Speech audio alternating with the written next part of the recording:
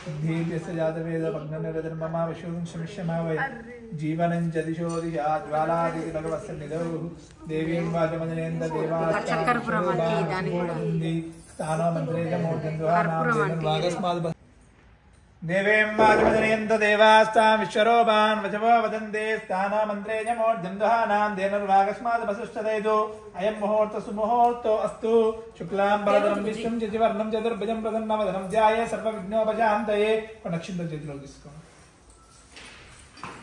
गणपति ओम श्री लक्ष्मी इట్లా ఈ మూడు ఓం శ్రీ లక్ష్మీ నారాయణాభ్య నమః ఉమామహేశ్వరాభ్య నమః వాణి హిరణ్యగర్భాభ్య నమః సతీ పురంధరాభ్య నమః అరుంధతి వశిష్ఠాభ్య నమః శ్రీ సీతారామాభ్య నమః సర్వేభ్యో మహాజనేభ్యో శ్రీనైష్ణవేభ్యో నమో నమః ఆచమన్యం చేసుకోండి ఆచమన్య హస్తో ప్రక్షాళ్య కిందికి వదిలేయండి మూడు సార్లు లాగండి అచ్యుతాయ నమః అనంతాయ నమః అచ్యుతానంద గోవింద శ్రీ విష్ణు పరబ్రహ్మణే నమో నమః నక్షత్రాలు తీసుకోండి శ్రీమంతమైన నైమిషారణ్యంలో తమ దగ్గరికి వచ్చినటువంటి మహాపురాణవేత్త అయినటువంటి సూత పౌరాణికునికి అతిథి మర్యాదలు చేసినటువంటి సౌనకాది మహామునులు ఆ యొక్క సూతుల వారితో విధంగా అంటున్నాడ ఓ పౌరాణిక శేఖర మానవుడు కోరినటువంటి ఇహలోకమైనటువంటి పరలోకమైనటువంటి కష్టాలు మొత్తం కూడా తొలిపోయిన ఏదైనా ఉపాయం మీకు తెలిసినట్లయితే మాకు విన్నవించవయ్యా అని చెప్పి అడుగుతారట అప్పుడు సూతుడు విధంగా చెప్తున్నాడట ఓ మునులారా మీరు అడిగిన ప్రశ్నయే ఒకానొకప్పుడు నారద మహాముని శ్రీమన్నారాయణ అడిగాడయ్యా అదంతా మీకు చెప్తాను వినండి ఒకానొకప్పుడు లోకానుగ్రహం పొందడానికి నారద మహాముని శ్రీమన్నారాయణ ఉపదేశించడానికి వైకుంఠానికి పోయాడట ఆ యొక్క వైకుంఠంలో ఆ యొక్క శ్రీమన్నారాయణ ఏ విధంగా ఉంటాడు ఏ విధంగా ఉంటారమ్మా వైకుంఠంలో శ్రీమన్నారాయణుడు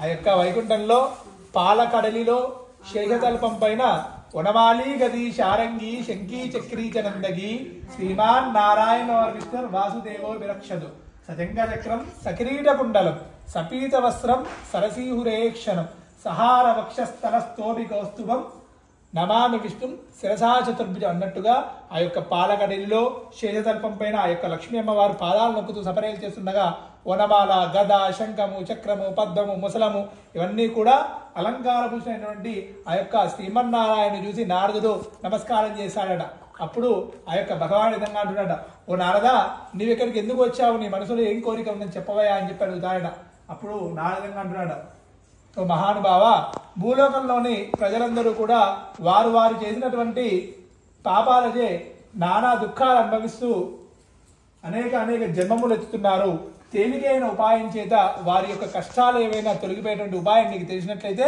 నాకు చెప్పవయా అని చెప్పి ఆ యొక్క నారద మహాముని శ్రీమన్నారాయణ విధంగా అడుగుతాడట అప్పుడు భగవాన్ విధంగా అన్నాడ ఓ నారదా లోకశ్రేయస్సు కొరకై నువ్వు అడిగినంత బాగానే ఉంది చెప్తాను విను భూలోకమందు కానీ స్వర్గమందు కానీ మహాపుణ్యప్రదమైనటువంటి అతి దుర్లభమైనటువంటి మహాపుణ్యప్రదమైన వ్రతరాజం ఒకటి కదలయ్యా నీ అందరి వాస్తవంతో చెప్తున్నా అది చేసి రమా సహిత సత్యనారాయణ స్వామి వ్రతం ఈ వ్రతం చేసినట్లయితే లోకంలోని ప్రజలందరూ కూడా సుభిక్షంగా ఉంటారని చెప్పి నారదుల వారితో శ్రీమన్నారాయణ చెప్తాడట అప్పుడు నారదు విధంగా అడుగుతాడట ఓ మహానుభావ ఇట్లా సత్యనారాయణ స్వామి వ్రతం అనేటువంటి వ్రతం ఒకటి ఉందని చెప్పావు కదా మరి ఆ వ్రతాన్ని ఎవరు చేయాలి ఎప్పుడు చేయాలి ఎలా చేయాలి అని చెప్పి ఆ యొక్క భగవాన్ని అడుగుతాడట అప్పుడు ఈ విధంగా అంటాడు ఓ నారదా ఈ యొక్క వ్రతాన్ని అందరూ కూడా చాతుర్వర్ణాల వారు ఎవరైనా కూడా ఈ యొక్క వ్రతాన్ని చేయవచ్చునట ఈ వ్రతము ప్రజలకి కష్టం వచ్చినప్పుడు ఆ కష్టాలు తొలగడానికి సంతానం లేని వారికి సంతానానికి స్త్రీలకు సౌభాగ్యాన్ని ఇచ్చడానికి ధనకనక వస్తువాహన వేయడానికి ఈ యొక్క వ్రతాన్ని ఎవరైనా చేయొచ్చట ఈ వ్రతాన్ని పాల్గొన మాసం కానీ మాఘమాసంలో కానీ మరియు ఏ శుభదిన అయినా కూడా ఈ యొక్క వ్రతాన్ని చేయవచ్చునట భక్తిని స్థితిని బట్టి శక్తిని బట్టి ఈ వ్రతాన్ని ఎప్పుడైనా చేయవచ్చునని చెప్పి ఈ యొక్క చెప్తాడట మరలా విధంగా చెప్తున్నాడట ఈ యొక్క వ్రతాన్ని చేస్తానని చెప్పి సంకల్పించుకున్న వారై మంచిగా ఉదయాన్నే లేచి ఇంటిలోని ఈశాన్య ప్రదేశంలో ఆవు పేడతో అలిగి ఇప్పుడు మనం ఈ విధంగా ఏది ఇక్కడ రెడీ చేసుకున్న ఆ విధంగా మంచిగా ఆవు పేడతో అలిగి దానిపైన రంగవల్లు వేసి ఇప్పుడు పెట్టినటువంటి ఆ సింహాసనాన్ని ఏర్పాటు చేసుకొని దానిపైన ధాన్యరాశిని పోసి ఒక కలశాన్ని ఏర్పాటు చేసుకొని ముందుగా గణపతి ఇంద్రాదశపాలకులు నవగ్రహాలు వీళ్ళందరినీ కూడా సమితిగా పూజ చేసిన తర్వాతకి ఆ యొక్క సత్యనారాయణ స్వామికి యథాశక్తిగా పంచామృతాలతో అభిషేకం చేయించి మంచి అష్టోత్తర శతనామాలతో అర్చనలు చేసి ఆయనకు ఇష్టమైనటువంటి ఈ యొక్క ప్రసాదాలను విన్నవించాలంట నివేదన చేసిన తర్వాతకి బ్రాహ్మణులకి అతి సత్కారం ఇచ్చి పంపించినట్లయితే ఆ యొక్క సత్యనారాయణ స్వామి సంతుష్టుడైతారట, మీకు ఫలాన్ని ఇస్తానని చెప్పి ఆ యొక్క వ్రతాన్ని వ్రత విధానాన్ని గురించి నారద మహామునికి శ్రీమన్నారాయణ చెప్పినని చెప్పి స్కాంద పురాణ రేవాకాండంలో మొదటి అధ్యాయంలో చెప్పబడిందని చెప్పి సూత పౌరాణికుడు సౌనకాది మహాములకు చెప్పారని చెప్పారట. జయ నారాయణ స్వామికి జై. నమస్కారం చేసుకొని ఒక కొబ్బరికాయ కొట్టేసాను. ప్రథమోధ్యాయ సమాన 5 సార్లు చూపించాను. ప్రాణాయ సమానాయ జ్ఞానాయ సమానాయ బ్రహ్మణాయ సహ మరణించదండి. మధ్య మధ్య ఉత్తరా పోషణ హస్తప్రతి మానవీయం శ్రీ జాతవే రోగామశ్వంపురి జింజగదో అభిభ్రతజ్ఞ ఆగే శ్రీయామా పరిపాదయ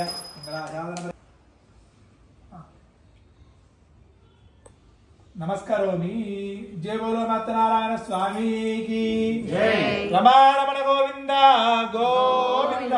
మరొక నక్షత్రం పుష్పం చేతిలో తీసుకోండి. అదా ద్వితీయోధ్యాయ ప్రారంభ. సూతుడు మరలా విధంగా చెప్తున్నాడు, ఓ మునులారా మీకు మరొక కథ చెప్తాను వినండి. పూర్వకంలో కాశీ నగరంలో అతి దరిద్రైనటువంటి ఒక బ్రాహ్మణుడు కలవాడట. అతడు నిత్యం కూడా ఆకలి తప్పికలతో అలమటిస్తూ తినడానికి తిండి కూడా దొరకక భిక్షాటన చేస్తూ జీవనం కొనసాగిస్తున్నాడట. ఆ యొక్క భగవానుడు బ్రాహ్మణ ప్రియుడు కాబట్టి అట్లా చూస్తూ దుఃఖిస్తున్నటువంటి బ్రాహ్మణుడు చూసి కరుణగలవాడై తానొక వృద్ధ బ్రాహ్మణ వేదం ధరించి వచ్చి ఈ విధంగా అంటున్నాడు, బ్రాహ్మణుడా నీవిట్లు దుఃఖిస్తూ తిరుగుతున్నావంటే నీ అంతా నీకు జరిగినటువంటి ఇవన్నీ కూడా ఏందో చెప్పవే అని పడతాడట. అప్పుడు ఆ బ్రాహ్మణ విధంగా అంటున్నాడట, ఓ మహానుభావ నేను ఒక బ్రాహ్మణుడిని, అతి దరిద్రుడని, తినడానికి తిండి కూడా దొరకక భిక్షాటన చేస్తూ జీవనం సాగిస్తూ ఉన్నాను. నా యొక్క దారిద్ర్యం ఉన్న దుఃఖాలన్నీ కూడా తొలగిపోవడానికి నీ దగ్గర ఏమైనా ఉపాయం తెలిసినట్లయితే నీవు చెప్పవయా అని చెప్పి అడుగుతాడట. అప్పుడు ఆ యొక్క వృద్ధ బ్రాహ్మణ వేదం ఉన్నటువంటి భగవాన్ విధంగా చెప్తున్నాడట, ఓ బ్రాహ్మణుడా ఈ యొక్క సత్యనారాయణ స్వామి వ్రతం అనేటువంటి వ్రతం అది కలదయ్యా. నీవు గనక యథాశక్తి కల్పోక్త ప్రకారంగా ఆ యొక్క వ్రతాన్ని చేసినట్లయితే నీకు దారిద్ర్యం ఉన్న దుఃఖాలన్నీ కూడా తొలగిపోతాయని చెప్పి ఆ యొక్క వ్రత విధానాన్ని చెప్పి అక్కడి నుంచి వెళ్ళిపోతాడట. అప్పుడు ఆ తర్వాతగా ఆ బ్రాహ్మణుడు ఆ యొక్క వృద్ధ బ్రాహ్మణుడు చెప్పినటువంటి సత్యనారాయణ స్వామి వ్రతాన్ని యథాశక్తిగా కల్పోక్త ప్రకారంగా చేసి ఇహలోకంలో సమస్త వాళ్ళందరూ కూడా బంధుమిత్రులందరినీ కూడా పిలుచుకొని యథాశక్తి కల్పోక్త ప్రకారం ఆ వ్రతాన్ని చేస్తాడట. ఆ వ్రతాంతమునందు స్వామి నా యొక్క దారిద్ర్యం అన్ని దుఃఖాలు కూడా తొలగిపోయేటువంటి వరమీయమని చెప్పి విన్నవిస్తాడట. అప్పుడు ఆ బ్రాహ్మణుడు చేసినటువంటి వ్రతానికి సంతోషించిన సదాస్తు అన్న బలగా ఆ యొక్క ఐశ్వర్యం ఉన్నగు అన్ని కూడా వచ్చి ఆయనకు దారిద్ర్యం నుంచి అన్ని కూడా దుఃఖాల నుంచి కూడా తొలగిపోతాయట. తర్వాతకి మరొక చెప్తాను వినండి అంటాడట సూతుడు. అది ఆ రకంగా ఆ యొక్క బ్రాహ్మణుడు ఆ వ్రతాన్ని చేస్తున్న అక్కడికి ఒక కట్టెలమ్ముకునే వ్యాపారి వస్తాడట. కట్టెలమ్ముకునే ఆయన నెత్తిన కట్టెలమోపును పెట్టి అక్కడ బయట ఆ బ్రాహ్మణుడు చేస్తున్నట్టు వ్రత సమీపానికి వచ్చి ఆ యొక్క బ్రాహ్మణుడికి ఆ స్వామికి ఇద్దరు కూడా నమస్కారం చేసుకుంటాడట. ఆకలి దప్పికలవాడు ఆయన వచ్చి నమస్కారం చేసుకొని ఆ బ్రాహ్మణుడి విధంగా అంటాడట, ఓ బ్రాహ్మణుడా నువ్వు ఇంత భక్తి శ్రద్ధలతో వ్రతం చేస్తున్నావు కదా, నువ్వు చేస్తున్నటువంటి వ్రతం ఏంటి, ఆ వ్రతం చేయడం వల్ల కలుగు ఫలం ఏంటి అంటాడు. అప్పుడు ఆ బ్రాహ్మణ విధంగా అంటున్నాడు, ఓ కట్టెలమ్ముకునేవాడా నా దారిద్ర్యం ఉన్న దుఃఖాలన్నీ కూడా తొలగిపోవడం కొరకై నేను యథాశక్తిగా సత్యనారాయణ వ్రతాన్ని చేస్తున్నాను అని చెప్తాడట. అప్పుడు ఆ కట్టెలమ్ముకునేవాడు తీర్థప్రసాదాలు తీసుకొని దప్పిక తీసుకున్నవాడే నేను కూడా ఈ వ్రతాన్ని చేస్తాను అని చెప్పి సంకల్పించుకున్నవాడు, రేపు ఈ కట్టెలు అమ్ముతాను, ఆ యొక్క కట్టెల్లో అమ్మగా ఏదైతే ధనం నాకు వస్తుందో ఆ ధనాన్ని మొత్తం కూడా పెట్టి యథాశక్తిగా కల్పోక్త ప్రకారంగా వ్రతాన్ని చేసుకున్నానని చెప్పి ఆయన సాయంకాలం ఆ కట్టెల మోపుని నెత్తిన పెట్టుకొని ఇంటికి వెళ్ళి సాయంకాలం నిద్ర కూడా పోకుండా ఆ యొక్క దాని గురించి కట్టెల మోపు గురించి ఆలోచించి ఉదయాన్నే లేచి కాలకృత్యాలు తీసుకొని ఆ యొక్క కట్టెల మోపుని శిరస్సులో అంటే నెత్తి మీద పెట్టుకొని నగరంలో ధనికులు ఉండేటువంటి ఇండ్ల వైపు ఆ యొక్క వర్తకానికి అయిపోతారట. అప్పుడు అందరూ కూడా ఆ యొక్క స్వామివారి అనుగ్రహం వల్ల నాకు కావాలంటే కట్టెలు నాకు కావాలని చెప్పి అంతకుముందు ఆయన అమ్మే ధనానికన్నా రెట్టింపు ధనాన్ని ఇచ్చి ఆయన దగ్గర అందరూ కూడా కట్టెలు కొంటారట. దానికి సంతోషించినటువంటి ఆ కట్టెలు అమ్ముకునేవాడు ఆవు పాలు, ఆవు పెరుగు, శనుబావు, గోధుమ నూక, వరి నూక ఇవన్నీ కూడా తీసుకొని తన బంధుమిత్రులందరినీ కూడా పిలుచుకొని యథాశక్తిగా కల్పోక్త ప్రకారంగా యొక్క సత్యనారాయణ స్వామి యొక్క వ్రతాన్ని చేసుకుంటాడట. అది చేసుకున్న తర్వాత వ్రతాంతం స్వామి నన్ను అనుగ్రహించాలని కోరుకుంటాడట. తర్వాతకి ఆ యొక్క స్వామి వారి అనుగ్రహం వలన అతనికి దారిద్ర్యం దుఃఖాలన్నీ కూడా తొలగిపోయి ఇహలోకంలో సమస్త ఐశ్వర్యాన్ని అనుభవించి చివరికి ఆ యొక్క సత్యలోకాన్ని చేరుకుంటాడట. జయ పరమాత్మ నారాయణ స్వామికి జై. ద్వితీయోధ్యాయ సమాప్త.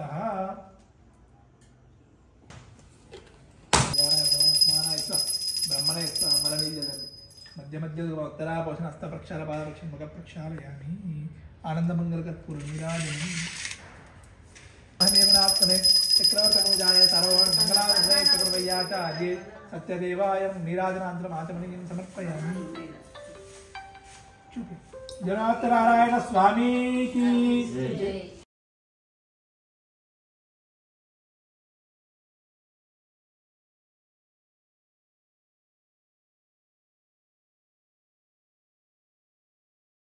భద్రశీల నదీ తీరంలో సంతానం కొరకై ఆ యొక్క భద్రశీల నదీ తీరంలో వ్రతం చేస్తూ ఉంటారు స్వామి.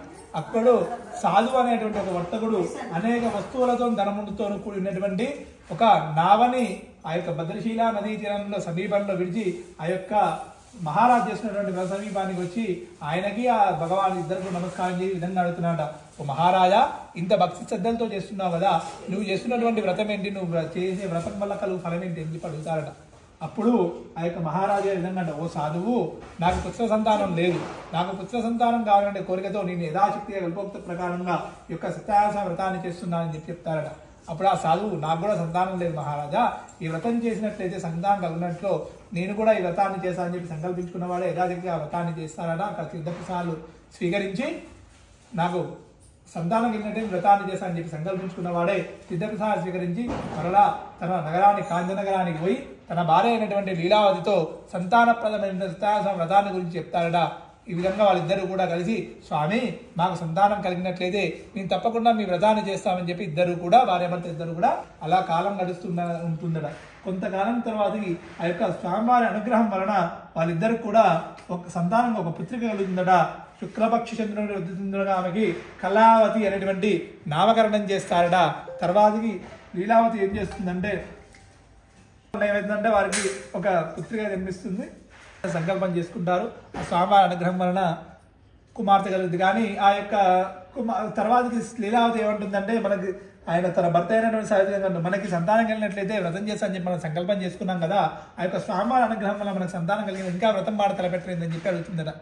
అప్పుడు ఈ విధంగా అంటారు సాధు, అమ్మాయి చూస్తేనే చిన్నగా ఉంది, ఇప్పుడు చేసినా కూడా ఆమెకి ఏం తెలుస్తుంది, అమ్మాయి వివాహంలో మనం తప్పకుండా చేద్దామని చెప్పి ఆ వ్రతం మాట పోస్ట్పోన్ చేస్తారట. అలాగే కాలం గడుస్తుంటుంది. ఆ అమ్మాయి ఏది మంచిగా యుక్త వయసుకు వస్తున్న తర్వాత అందరూ కూడా వివాహం చేద్దామని చెప్పి నిశ్చయించుకున్న వారే యోగుడు అనేటువంటి సాధు అనేటువంటి ఒక బాలుగునికి ఆ యొక్క అమ్మాయికి వివాహం చేస్తారట. వివాహ రావిలో పడి ఆ యొక్క వ్రతం మాట మర్చిపోతారట. తర్వాతకి కాలం గడుస్తుండగా తన అల్లుడితో కలిసి ఆ సాధువు ఆ యొక్క చంద్రకేతు మహారాజు గారి యొక్క దర్బార్లో వర్తకం వాణిజ్యం చేసుకుంటూ ఉంటారట. కాలం గడుస్తుండగా అప్పుడు స్వామి ఈ విధంగా అనుకుంటారట, వ్రతం చేస్తా అని చెప్పి సంకల్పించుకొని వ్రతాన్ని మర్చిపోయాడు, అనేక కష్టాలు కలుగుగా అని చెప్పిస్తారట. తర్వాతకి ఇంట్లో ఏమవుతుందంటే ఆ యొక్క చంద్రకేతు మహారాజు గారి యొక్క కోశాగారంలో ఒక ఇద్దరు దొంగలు పడతారట. ఆ కోశాగారం దొంగలు పడి ఆ యొక్క కోశాగారం నుంచి మొత్తం కూడా ధనాన్ని దొంగిలించుకొని పారిపోతూ ఉంటారట. దొంగిలించుకొని పారిపోతుండగా రాజభట్లు వారిని తరుముకుంటూ వెళ్తారట. ఆ తరుముకుంటూ వెళ్తున్నటువంటి రాజభట్లను చూసినటువంటి ఆ దొంగలు ఇద్దరు ఏం చేస్తారంటే, ఈయన ఎక్కడైతే వీళ్ళిద్దరు కూడా రాజుగారు ఏది ఈ యొక్క సాధువు తన అల్లుడు ఇద్దరు కూడా ఎక్కడైతే వర్తకం చేస్తున్నారో అక్కడనే వారి ముందనే ఆ ధనాన్ని మొత్తం కూడా గుమ్మరించి వారు పారిపోతారట రాజభట్లను చూసి. ఆ యొక్క రాజు బట్టలు వచ్చి చూసే వరకే వీళ్ళ ఇద్దరు ముందర ధనం ఉండే వరకే వీళ్ళే దొంగలు అని చెప్పి భావించినటువంటి వాళ్ళు వాళ్ళ దగ్గర ఉన్న ధనాన్ని ఈ దొంగ దించబడిన ధనాన్ని రెండు కూడా తీసుకొని కాలగృహంలో దించి రాజుగారి ఎదుట ప్రవేశపెడతారట. రాజా, ఇద్దరు దొంగలు తీసుకొని వచ్చాము, వాళ్ళిద్దరిని విచారించి శిక్షించండి అని చెప్పి విన్నవిస్తారట. అప్పుడు ఆ చంద్రకేతు మహారాజు గారు దొంగల్ని మనం విచారించని తక్షణమే తీసుకుని కాలగృహంలో బంధించని చెప్పి ఆజ్ఞాపిస్తారట. అలాగే చేస్తారట. ఇంటి వద్ద లీలావతి కూడా వాళ్ళ ఇంటి దగ్గర కూడా సాధు ఇంట్లో కూడా దొంగలు పడి ధనాన్ని మొత్తం కూడా బంధించి వాళ్ళకి తినడానికి తిండి కూడా దొరకగా లీలావతి కళావతి ఇద్దరు కూడా భిక్షాటన చేస్తూ మొత్తం కూడా కాలం గడుపుతున్నారట. అప్పుడు తర్వాతకి ఒకరోజు ఏమవుతుందంటే ఆ యొక్క కళావతి భిక్షాటనకి ఒక బ్రాహ్మణ ఇంటికి వెళ్తుందట. ఇంటికి వెళ్ళి ఆ యొక్క తీర్థప్రసాదాన్ని కూడా తీసుకొని ఇంటికి వచ్చే వరకే సాయంకాలం అవుతుందట, పొద్దుపోయి వస్తుందట. అప్పుడు లీలావతి ఏం చేస్తుందంటే కళావతితో, అమ్మ ఇంత పొద్దుపోయి ఇంటికి వచ్చావు, ఇప్పటివరకు ఎక్కడ ఉన్నావు, ఎందుకు ఇంత ఆలస్యం ఏందని చెప్పి అడుగుతుందట. అప్పుడు ఈ కళావతి, అమ్మ నేను ఒక బ్రాహ్మణ ఇంట్లో వ్రతం చేస్తుండగా అక్కడనే ఉండిపోయాను అని చెప్పి చెప్తుందట. తర్వాత ఇమ్మడి ఏం చేస్తారు లీలావతి, మనం ఈ వ్రతం చేయకపోవడం వల్ల మనకి దురావస్థ కలిగిందని చెప్పి గ్రహించి వాళ్ళిద్దరూ కూడా యథాశక్తి కల్పోక్త ప్రకారంగా ఆ యొక్క స్వామి వ్రతాన్ని చేస్తారట. చేసిన తర్వాత స్వామి మనం అనుగ్రహించండి, మా అల్లుడిని భర్తని ఇద్దరిని కూడా క్షమించండి అని చెప్పి అంటుందట.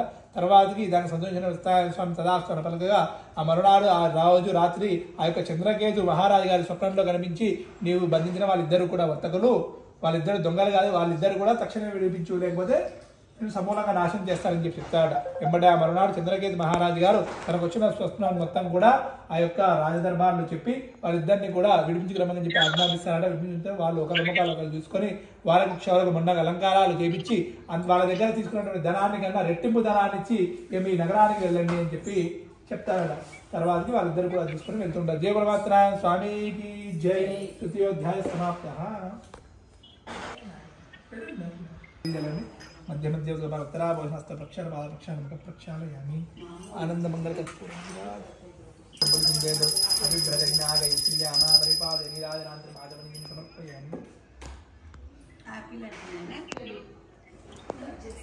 గోవింద గోవింద. అదా చతుర్థోధ్యాయ ప్రారంభ. ఆ భగవానుడు వేషం ధరించి వచ్చి ఈ విధంగా వర్తకులారా మీ పడవలో ఏముందని అడుగుతారట. అప్పుడు మామాలు ఇద్దరు కూడా సాధువుని చూసి ఆ సన్యాసిని చూసి పరిహసిస్తూ దీన్ని ఏమన్నా దొంగతనం చేయడానికి చూస్తున్నావు, ఈ పడవలో మాత్రం ఏంది ఆకులు దిగలు తప్ప అని చెప్పి సమాధానం చెప్తారట. తర్వాతకి ఆ సన్యాసి కోపించి తదాస్తు అని పలుకుతారట. తదాస్తు పలుకని కొంచెం దూరంలో ఒక మామిడి చెట్టు కింద నిలబడి ఉంటారట. తర్వాత వీళ్ళిద్దరు కూడా కాలకృత్యాలు తీసుకొని వచ్చి చూసేవరకే అక్కడ మొత్తం కూడా ఆకులు తీగలు అలుమలు అన్నీ కూడా ఉంటాయట. దానికి చూసినటువంటి వీళ్ళిద్దరు కూడా మూర్ఛపోయి పడిపోతారట. తెలివి వచ్చిన తర్వాతకి అల్లుడు తన మామ సాధువుతో విధంగా అంటాడ, మహాత్మైనటువంటి ఆ సన్యాసిని చూసి పరిహసిస్తూ నవ్వుకుంటూ మనం అవహేళన చేశాము, అతను తదాస్తు అని పలికాడు, అందుకనే ఈ విధంగా జరిగిందని చెప్పని ఇద్దరు కూడా వెళ్ళి ఆయన కాళ్ళ వెళ్ళబడి కాళ్ళ వెళ్ళబడతారట. అప్పుడు అతను ఈ విధంగా అంటాడు, మీరు వ్రతం చేశారని చెప్పి సంకల్పం చేసుకొని మర్చిపోయారు, అందుకనే మీకు ఎన్ని కష్టాలు లేదని గ్రహించావా అని అడుగుతారట సాధువుని. అప్పుడు సాధువు పుండరీక నేత్ర, బ్రహ్మాది దేవతలే మీ యొక్క మాయని దాటలేక సతమతున్నారు, నేను ఎంతటి వారిని అల్పుడని అని చెప్పి అంటారట.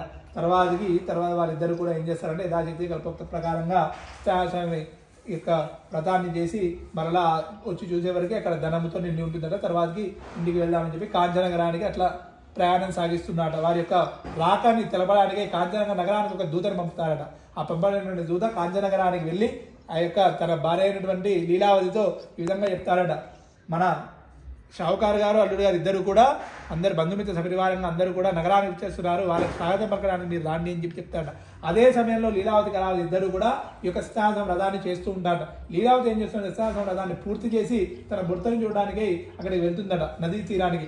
కళావతి వ్రతాన్ని పూర్తి చేస్తుంది కానీ ఆ యొక్క వ్రత ప్రసాదాన్ని స్వీకరించకుండా తన భర్తని చూడడానికి కుతూహలంతో వెళ్తుండట. దాంతో స్వామి కోపించి ఆ యొక్క తన భర్తని నగరం నదీ తీరంలో ముంచి వేస్తారట. ఆ యొక్క చుట్టుపక్కల ఉన్న వాళ్ళందరూ కూడా ఆశ్చర్యపోతారు, ఇంతవరకు బాగానే ఉండే ఇప్పుడు సడన్ గా ఎందుకు ఈ విధంగా అయిందని చెప్పి. తర్వాతకి కళావతి తన భర్త పాదకులతో సహాయం చేయడానికి కూడా సిద్ధపడుతుంటారు. తన కుమార్తెకు వచ్చినటువంటి అవస్థను చూసినటువంటి సాధువు తన భార్య ఇద్దరు కూడా ఏడుస్తూ ఉంటాడు. అప్పుడు ఈ యొక్క సాధువు అనుకుంటాట, ఇది మొత్తం కూడా సత్యస్వామి బాయే ఉంటుంది, స్వామి నన్ను అనుగ్రహించండి అని చెప్పి గోలున ఏడుస్తూ ఆ స్వామికి నమస్కారం చేసుకుంటా. అప్పుడు ఆకాశ మార్గం నందు ఒక మాట వినిపిస్తుంట, ఓ సాధువు, మీ అమ్మాయి నా యొక్క వ్రతాన్ని చేసింది కానీ వ్రత ప్రసాదాన్ని స్వీకరించకుండా తన భర్తను చూడడానికి వచ్చింది, అందుకనే తన భర్త కనబడకుండా పోయాడు. ఇప్పుడు కనుక ఆమె వెళ్ళి ప్రసాదం స్వీకరించి వచ్చినట్లయితే తన భర్త మరలా సజీవుడు అవుతాడని చెప్తాడట. వెంబడే ఆ కళావతి ఇంటికి వెళ్ళి ప్రసాదం స్వీకరించి వచ్చి చూసేవరకే ఆ యొక్క నీటిపై తేలియాడుతూ ఉంటాడు తన భర్త వస్తువులన్నీ కూడా. దాన్ని సందర్శించిన వాళ్ళందరూ కూడా యథాశక్తిగా అక్కడనే ఆ నదీ సమీపంలో మరలా వ్రతాన్ని చేసి అప్పటి నుంచి ఆ సాధువు తన ఇంట్లో వాళ్ళందరూ కూడా ప్రతి మాసం కూడా ఈ యొక్క వ్రతాన్ని చేసి ఇహలోకంలో సమస్త ఇతర అనుభవించే వరకు ఆ యొక్క సత్యలోకాన్ని చేరుకుంటారట. జయ పరమాత్మనారాయణ స్వామికి మళ్ళీ మధ్య మిత్రావక్షరవాద విషయాల ఒక ప్రక్షాచారి సత్యదేవాయ మంగళం నీరాజనాంత.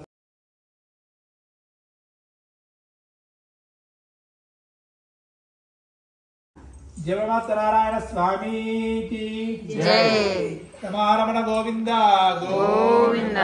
నక్షత్ర పుష్పాలు తీసుకోండి. అదా పంచమోధ్యాయ ప్రారంభ. తన రాజ్యంలోని ప్రజలందరినీ కూడా తన కన్నబిడ్డల వల్లగా చూస్తూ సత్యముగా నగరంలో పరిపాలన చేస్తున్నాడట. అతనికి ఒక మక్కువట, వేట చేయడం అనేది ఒక మక్కువట. ఆయన సాయంకాలం వేళ అడవికి వెళ్ళి వేట చేసి అనేక మృగాలని చంపి అలసిపోయి ఒక మారేడు చెట్టుకై విశ్రాంతి చేసుకుంటూ ఉంటాడు. ఆ సమీపంలో ఒక వృక్షం కింద కొందరు గొల్లవారు యథాశక్తిగా ఆ యొక్క సత్యనారాయణ వ్రతాన్ని చేస్తూ ఉంటారట. అప్పుడు ఆ గొల్లవారు ఏమనుకుంటారంటే, మహారాజు ఉన్నారు అక్కడ, ఆయనను కూడా మన యొక్క వ్రతంలో పాల్గొనే విధంగా చూడాలని చెప్పి ఆ రాజుగారి దగ్గరికి వెళ్ళి వ్రతం దగ్గరికి రాండి అని అడుగుతారట. గొల్లవారు చెప్పినటువంటి దగ్గర నేనేంది పోయేదని చెప్పి అహంకారం అంతా అక్కడికి వెళ్ళారట. వాళ్ళ ప్రసాదాన్ని మొత్తం కూడా పూర్తి చేసి ప్రసాదం ఇచ్చి ముందుగా రాజుగారికి రాజుగారికి ఇస్తారట. గొల్ల ఇచ్చిన ప్రసాదాన్ని నేనేంది స్వీకరించేయని చెప్పి అక్కడనే వదిలేసి వెళ్ళిపోతాడట. దాంతో కోపించిన స్వామి కోపిస్తాడట. తర్వాత ఏమవుతుందంటే వారి నగరంపై శత్రుముఖులు దండెత్తి మొత్తం కూడా అందరినీ సంహరిస్తారట. అతనికి 100 మంది పుత్రులు ఉన్నారట. అందరినీ కూడా సంహరించి ఈయనని రాజబహిష్కరణ చేస్తారట.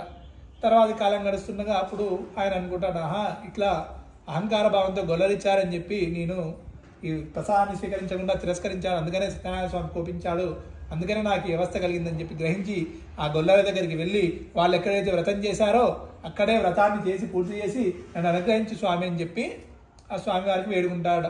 తర్వాత సత్యనారాయణ స్వామి సంతుష్టాంతరం కూడా తదాస్తు అని పలకగా అతనికి మధ్యలో కూడా పుత్రుడు రాజ్యం అందరూ కూడా పొందారు. ఈ రకంగా ఎవరైతే సత్యనారాయణ స్వామి వ్రతాన్ని చేస్తారో వాళ్ళ ఇంట్లో ధనకనక వస్తువాహన అన్నీ కూడా తులతూగుతూ ఉంటాయట. కలియుగంలో కొందరు సత్యనారాయణని, సత్యదేవుడని, సితేశ్వరుడని పిలుస్తారట. ఎవరే పేరుతో పిలిచా కూడా పలికిన దయామయుడైన సత్యనారాయణ స్వామి రథరూపుడై ప్రకాశించుతూ ఉన్నాడని చెప్పి సూత పౌరాణికుడు సౌనకాది మహాములతో చెప్పాడు. జయ భగవత్నారాయణ స్వామికి జయ. ఆ ప్రసాదాన్ని ముందర పెట్టేసుకున్న తర్వాత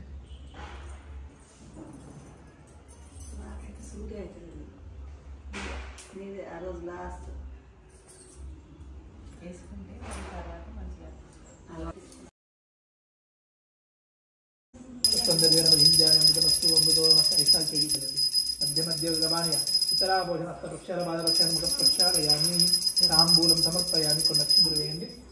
శక్తి రక్షణపూర్వక తాంబూలం సమర్పయామి.